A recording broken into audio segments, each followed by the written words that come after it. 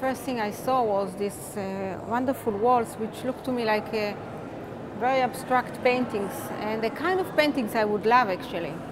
And then I understood what was going on here, and I felt that the walls had a lot of energy, and you can really detect something when it's real.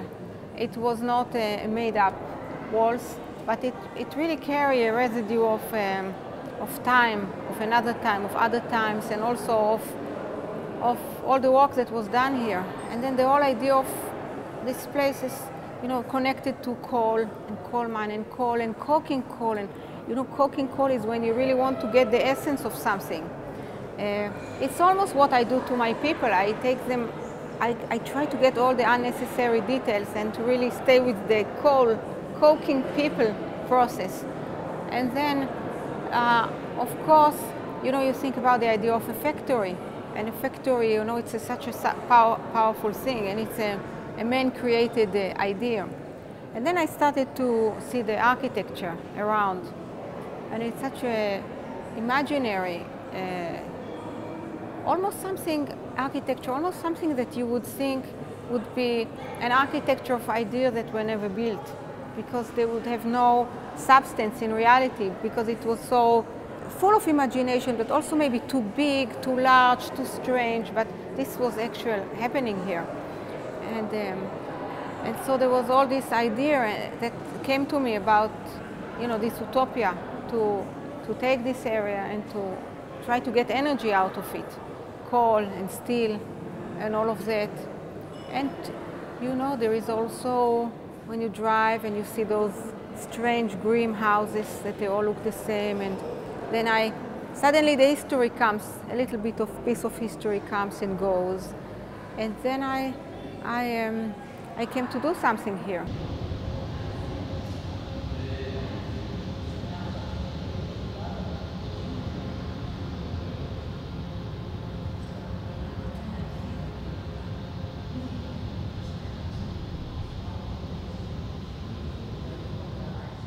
I call it a current because I thought about this place and the current. And current, of course, current, you know, it's a flow.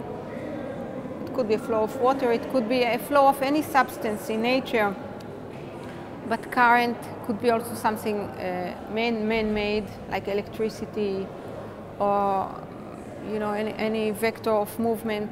But current could also be metaphoric or ideology or political, and all of that is in the work, I suppose. The footage of the current, these are actual lines of fire that I filmed in the oil fields of Kazakhstan. So you can imagine the fire, but the fire, you know, it has the inside of the fire, and the fire always has an outline, like everything. I took the fire out and I kept only the outline. So you know, it's very hard to detect it. It's moving so fast, but I slowed it down and I stretched it a bit. And I have a lot of fire lines, so you think it is the origin of it is the earth, and it's a layer of gas, and then the fire.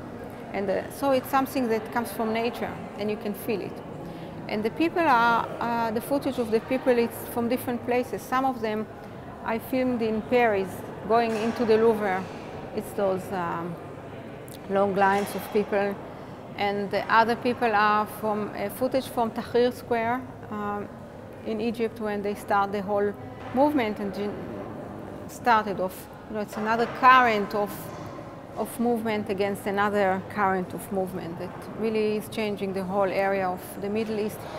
Because mentioning the word current, you know, my work is never directly political, but there is almost always some kind of a political undercurrent or a little reminder. I like to put also a thread of a little politics or current events more in the work.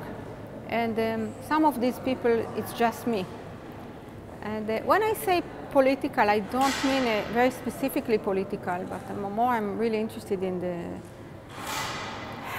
in this kind of dynamic or pattern of dynamic that you can, it's not in the parties or the details of it, but more the dynamics of people interacting in a situation in the present time, you know, the dynamic of different intentions, different ideologies, different desires or interests, which, you know, which create opposite forces, some kind of cracks and frictions.